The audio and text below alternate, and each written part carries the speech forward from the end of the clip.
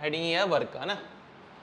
Work में क्या क्या चीजें रिक्वायरमेंट है, जैसे कोई ऑब्जेक्ट है, उस ऑब्जेक्ट के ऊपर फोर्स लगनी जरूरी है, फोर्स लग रही हो, और फोर्स लगा के हम उसे क्या करा दें, डिस्प्लेस करा दें। फोर्स लगा करके हम इसे क्या करा दें, हाँ, तो फिर हमने इस पर क्या कर दिया, वर्क कर दिया। वर्क ही मेरे को निकालना है, तो वर्क करने के लिए क्या करना पड़ा, मेरे को फोर्स लगानी पड़ी, और फोर्स लगाने पर डिस्प्लेसमेंट मिलना चाहिए, ठीक है, तो वो वर्क हो जाएगा। जैसे मैंने इस बॉडी को यहाँ से फोर्स लगानी स्टार्ट की और उसको मैं यहाँ से यहाँ पर ले आया, इधर से इधर ले आया उसको मैं, तो मैंने इस पर क्या कर दिया, वर्क कर दिया। तो वर्क का जो फॉर्मूला बना वो आपको याद करना है, force multiply by displacement. Force multiply by displacement आपको याद करना है, ठीक है। कई बार आपको सुनने में मिलेगा फोर्स मल्टीप्लाई बाय डिस्टेंस। तो स्ट्रेट लाइन के अंदर अगर कोई ऑब्जेक्ट स्ट्रेट लाइन में चलता है तो डिस्टेंस और डिस्प्लेसमेंट दोनों एक ही बात होती है। स्ट्रेट लाइन में डिस्टेंस और डिस्प्लेसमेंट दोनों एक ही बात है। तो आप उस केस में बोल सकते हो कि जो वर्क है that is force multiply distance चलेगा। लेकिन आपको सिंपल जो याद रखना है, एक ही फॉर्मूला याद कर लो, वर्क का फोर्स मल्टीप्लाई बाय डिस्प्लेसमेंट, ठीक है जी। अब आप फॉर्मूला लिख लो कॉपी के ऊपर, वर्क को W से दिखाएंगे, फोर्स को हम F से दिखाएंगे, जो डिस्प्लेसमेंट है वो S से दिखाया जाएगा। हो गया क्लियर। लेकिन कई बार ये जो डिस्प्लेसमेंट है उसको हम लोग X से भी दिखाएंगे, तो F इंटू एक्स भी होता है। कुछ डेरिवेशंस हैं ऐसी जिन डेरिवेशंस में जो डिस्प्लेसमेंट है वो X की टर्म्स में आएगा, ठीक है। तो ये फिक्स नहीं है कि डिस्प्लेसमेंट सिर्फ आपने ऐसे दिखाना है, तो वो X भी चला जाएगा, ठीक है जी। अच्छा आगे बढ़ो, कौन सी क्वांटिटी है ये, स्केलर क्वांटिटी है, it is scalar quantity. Scalar का मतलब क्या हो गया कि आपने जो फोर्स लगाई एक ऑब्जेक्ट के ऊपर, ये फोर्स लगा दी हमने, इसको मैंने डिस्प्लेस कर दिया, यहां पर पहुंच करके हमने इसके ऊपर वर्क कर दिया, ये इसका रिजल्ट भी है। क्या ये इसका result, F into S result तो होता है। इसका रिजल्ट थर्ड डायरेक्शन में नहीं जा रहा। ये बताओ मुझे, मैंने इस पेन की इस कैप के ऊपर मैं ये क्या लगाऊंगा, इस पर लगा रहा हूं मैं फोर्स, दो फिंगर्स के साथ, एक फोर्स उधर लग रही है, एक फोर्स इधर लग रही है, तो ये मैं इसमें फोर्स लगा रहा हूँ। सपोज मैं फोर्स लगा रहा हूँ एक्स एक्सिस में, कहाँ लगा रहा हूँ, ये बीच में गैप है, मेरी फिंगर्स के बीच में गैप आ गया, गैप। जैसे ये जो पेन की जो कैप है ना वो मैंने ऐसे पकड़ी हुई है, ये इसका गैप है बीच में, एक फोर्स मैंने इधर लगा दी, एक फोर्स मैंने इधर लगा दी, ऐसे कर रहा हूँ, फोर्स भी लगा रहा हूँ मैं, इसको डिस्प्लेस भी कर रहा हूँ, ठीक है। दोनों में गैप भी है, मतलब कि गैप माने आर भी है, मेरे को आर भी मिल रही है। तो सोचो इसका रिजल्ट कहाँ जा रहा है। जब मैं इसको ऐसे घुमाऊंगा तो जो कैप है वो धीरे धीरे क्या हो रही है, ओपन हो रही है, खुल रही है, और वो कैप खुल करके किस डायरेक्शन में जाएगी, ऐसे ऊपर की तरफ आ गई। अब ऊपर का मतलब क्या हो गया, अगर मैंने फोर्स इसको मैंने एक्स मान लिया, सपोज इसको मैंने क्या मान लिया, वाई, रिजल्ट कहाँ आया, जेड में रिजल्ट आया, सही है जी। उल्टा घुमाऊंगा तो रिजल्ट कहाँ जा रहा है, रिजल्ट जा रहा है माइनस जेड में, माइनस जेड कह सकता हूं मैं। तो ये जो एग्जांपल है ना, ये एग्जांपल है वेक्टर क्वांटिटीज का। किसका एग्जांपल है, ये वेक्टर एग्जांपल है। अभी मैंने कौन सा बोला, स्केलर है। कैसे, मैंने बॉडी को यहां से यहां पहुंचाया, रिजल्ट मुझे मिल गया। क्या है, बॉडी कोई थर्ड डायरेक्शन में जा रही है, नहीं जा रही है, तो कौन सी क्वांटिटी है, स्केलर क्वांटिटी है। तो आपने याद कैसे रखना है, अगर रिजल्ट जाएगा थर्ड डायरेक्शन में तो वो क्या बन जाएगा, वेक्टर बन जाएगा, और अगर वो थर्ड में नहीं जा रहा है तो क्या रह गया, ठीक है, स्केलर रह गया ना। अब लिखो इसकी वेक्टर फॉर्म, स्केलर के लिए आ जाओ। स्केलर के लिए हम लोग को क्या लिखते थे, याद है कुछ, A dot B, A cross B में से क्या था, हाँ, जो स्केलर क्वांटिटीज होती थी, स्केलर क्वांटिटीज, उनके लिए हमारे पास फॉर्मूला था ए डॉट बी का, and what was A dot B, A B cos theta, ये हमने पहले पढ़ रखा है। जब मुझे एक बार पता लग गया कि मेरी क्वांटिटी जो है वो स्केलर क्वांटिटी है, जो वर्क है कौन सी क्वांटिटी है, स्केलर, तो उसमें से इसको देखो रहा ए और बी को क्या क्या लिखेंगे, इस फॉर्मूले को देखो, इस फॉर्मूले में फोर्स कौन सी क्वांटिटी है, force is a vector quantity, उसको आप लिखोगे एफ डॉट।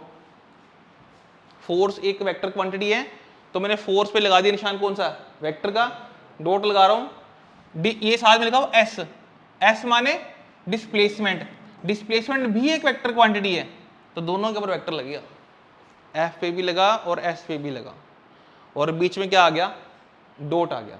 तो एफ डॉट एस मेरे को क्या दे रहा है, मेरे को दे रहा है वर्क। तो ये फॉर्मूला लिखो आप, वर्क का फॉर्मूला एफ डॉट एस। लग गया पता? एफ पे क्यों लगा रहे हैं वेक्टर का निशान, यार फोर्स एक वेक्टर क्वांटिटी है। फोर्स कौन सी क्वांटिटी है, क्योंकि उसके पास मैग्नीट्यूड भी है और डायरेक्शन भी है फोर्स के पास। सिमिलरली जो डिस्प्लेसमेंट है वो भी एक वेक्टर क्वांटिटी है। तो मैंने दोनों के ऊपर निशान लगा दिया एरो का, which shows it is vector quantity, दोनों का मैं डॉट ले रहा हूं, मुझे वर्क मिल गया। वर्क के ऊपर बेटे ये एरो नहीं लगाना हमने। अच्छा सोचो अगर मैं वर्क पे एरो लगा दूं तो वर्क क्या बन गया, वेक्टर बन गया, जो कि नहीं है वो। ठीक है, इसे हटाता हूं यहां से, तो वर्क आ गया एफ डॉट एस। अगली बात, डॉट हटाने के बाद एंगल क्या बनता है, कोस लगता है, कोस थीटा बनेगा। तो बेटे यहां पर भी मैं इसको लिख दूंगा F S cos theta and I will get work done. देखो तो W का जो फॉर्मूला मुझे मिल गया वो मिल गया एफ एस कोस थीटा। ठीक है, कुछ पूछना है तो डॉट, देखो कुछ फॉर्मूले चैप्टर 3 आ गया इसके अंदर ना, ये फॉर्मूला मोशन इन प्लेन का है, जहां पर A डॉट बी जो था ना वो कोस बनता है। ठीक है, तो बेटे हमें वो याद करना पड़ेगा। अगला बना लो heading, in terms of rectangular component में आ जाओ। इसका एग्जांपल क्या हो सकता है, जैसे एक ट्रॉली बैग होती है, जैसे बैग है कोई और इस पे यहाँ हैंडल हो गया ऐसे, और इसके ऊपर जो फोर्स लगती है वो इधर लगती है। ठीक है ना, मतलब हम किसी ट्रॉली बैग को ऐसे खींच रहे हैं, है ना, ये इसका एग्जांपल बनता है। चलिए अच्छा देखिए, अब यहाँ पर क्या दिखा रखा है, यहाँ पर एक ऑब्जेक्ट है, इसका मास मान लो m हो गया, इस पर मैंने फोर्स लगा दी, लेकिन इस बार फोर्स बना रही है एक एंगल, है ना। देखो जरूरी नहीं है कि आपको हर बार सिर्फ डायग्राम ऐसे ही बने कि भाई ये ऑब्जेक्ट है, फोर्स लगा दिया आपने, बॉडी यहाँ आ गई, तो ये हर बार ऐसा नहीं होगा, सिचुएशंस विल चेंज, तो सिचुएशन चेंज होती रहेगी। तो यहाँ जैसे मैंने यहाँ पर एग्जांपल दिया कि भाई ये हमारा डेली लाइफ का एग्जांपल है, एक ट्रॉली बैग को खींच रहे हैं हम, इस पर फोर्स लगा रहे हैं, तो यहाँ पर एक एंगल भी बन गया, सही है। अब यहाँ पर मैं इस फोर्स को करूँगा रिजोल्व, अब दोबारा फिर हम लोग यूज़ करेंगे वेक्टर का। जब हम इसको रिजोल्व करते थे तो दो कंपोनेंट आते थे, एक वो कंपोनेंट जो एंगल के साथ होगा और एक जो परपेंडिकुलर होगा, सही है। बताओ एंगल के साथ कौन सा है, एफ कोस थीटा, जो परपेंडिकुलर है उसका नाम क्या है, एफ साइन थीटा। तो बेटे मुझे वर्क करना है, मुझे इस ऑब्जेक्ट के ऊपर वर्क करना है।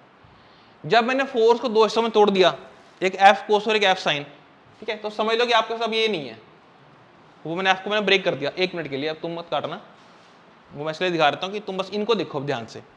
अब तुम्हारे पास जो एफ थी वो तुम्हें दो हिस्सों में दिख रही होगी, एक एफ कोस और एक एफ साइन। अब मैं तुमसे पूछूं कि मेरे को इस ऑब्जेक्ट को यहाँ से यहाँ लेके जाना है, तो हमारे काम कौन आ रहा है, एफ साइन काम आ रहा है या एफ कोस काम आ रहा है, एफ कोस काम आ रहा है, क्योंकि मैं बॉडी को ऊपर तो उठा नहीं रहा। अगर ये ट्रॉली बैग है, हम इसको बेटे इसको ऊपर नहीं उठा रहे, इसको हम इसको आगे ही लेके जाना चाहते हैं, इसकी डिस्प्लेसमेंट इधर ही हो रही है। सिमिलरली यहाँ पर भी इसका एस इधर ही आ रहा है, तो ये मेरे काम का नहीं है। तो यहाँ पर जो वर्क लग गया वो लगा F cos theta into S, ठीक है। और अगर मैं इसको सिंपल तरीके से लिखूं, ये बन गया एफ एस कोस थीटा, ये वही तो आ गया जो पहले किया था हमने फॉर्मूला। कार्टेशियन कोऑर्डिनेट्स क्या होते थे,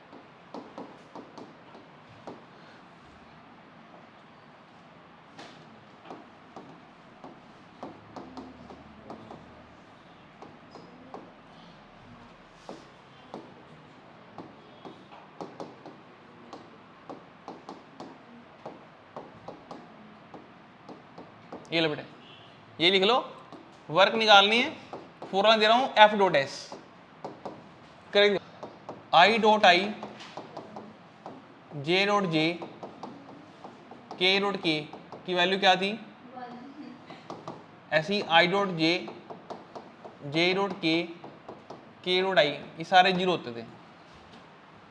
तुम यहाँ देखो जरा, जब मैं इस आई की मल्टीप्लाई करूंगा इस आई के साथ तो वो 1 हो जाएगा, बाकी सारे जीरो हो जाएंगे। मैं दोबारा बोल रहा हूँ, जब आप देखो मैं डायरेक्ट लिखूंगा यहाँ पे, सारा नहीं लिखूंगा, टोटल नहीं खोलूंगा उसको।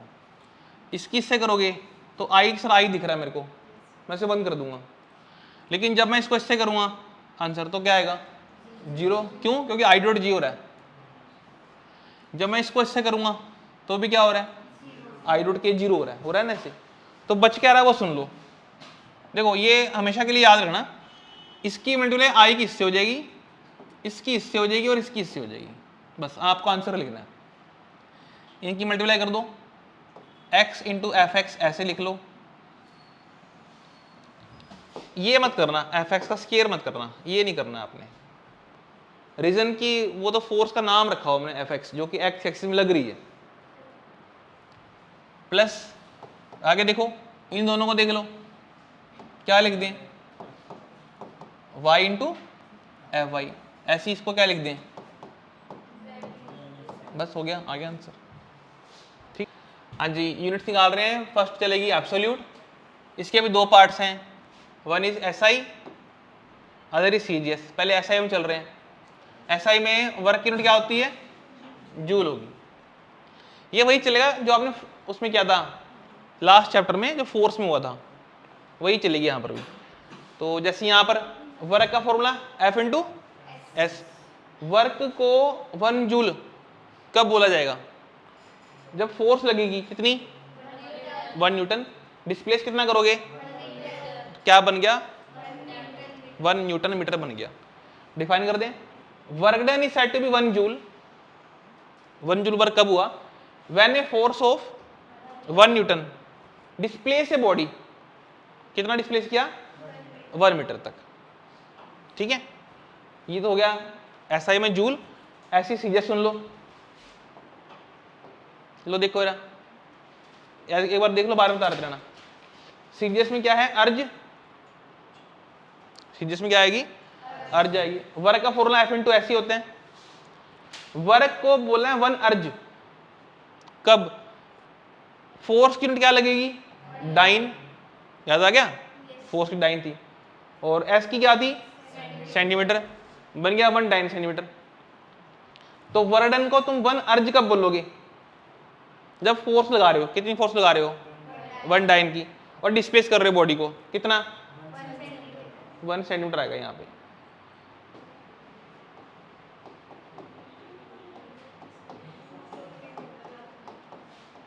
लो ये तुम करोगे, स्टार्टिंग दे देता हूं। 1 newton was equal to 10⁵ dyne. ठीक है बेटे, पहले हमने रिलेशन कर रखा है पहले वाला। तो अब मीटर को पहले जो सेंटीमीटर में 10⁻² सेंटीमीटर। 1 मीटर में 100 सेंटीमीटर होते हैं बेटे, 1 मीटर में 100 सेंटीमीटर, तो 1 मीटर में 10⁻² लिख दिया मैंने। अभी सुनो, अभी इसका बेस सेम कर दो, ये बेस सेम कर दो, पावर ऐड कर दो, 10⁻7 तुम लिखोगे डाइन सेंटीमीटर। उसके बाद अब ढूंढो डाइन सेंटीमीटर क्या चीज है? ये रहा डाइन, जो सेंटीमीटर जो है वो अर्ज के बराबर है।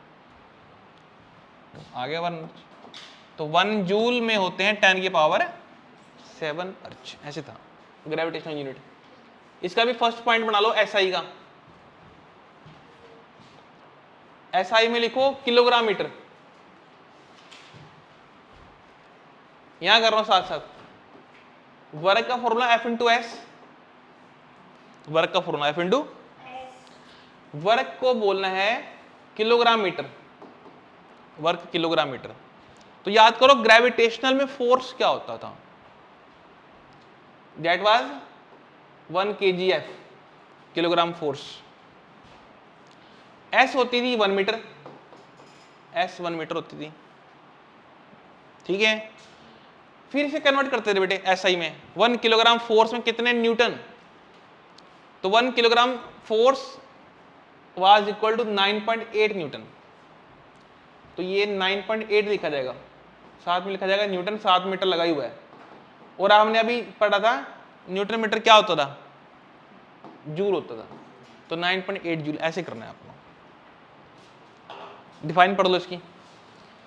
वर्कडन को 1 किलोग्राम मीटर का बोलोगे जब फोर्स लगेगी कितनी, 1 kgf, जो बॉडी को डिस्प्लेस कर देगी कितना, बस सिंपल तो है।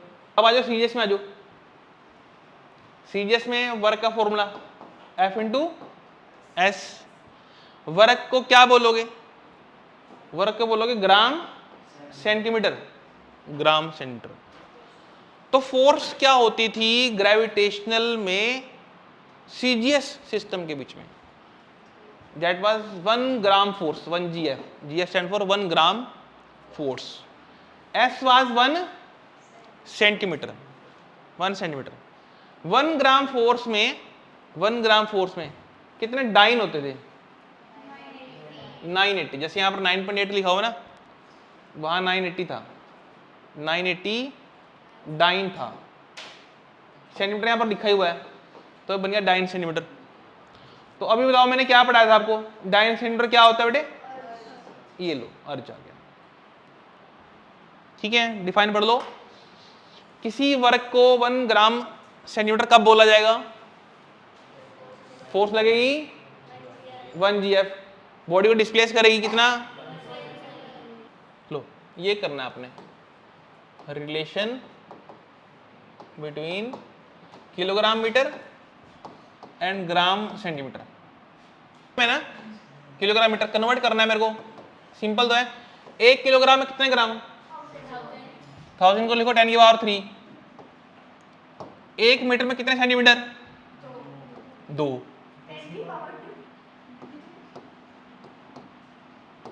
बेस सेम पावर ऐड, तो खत्म।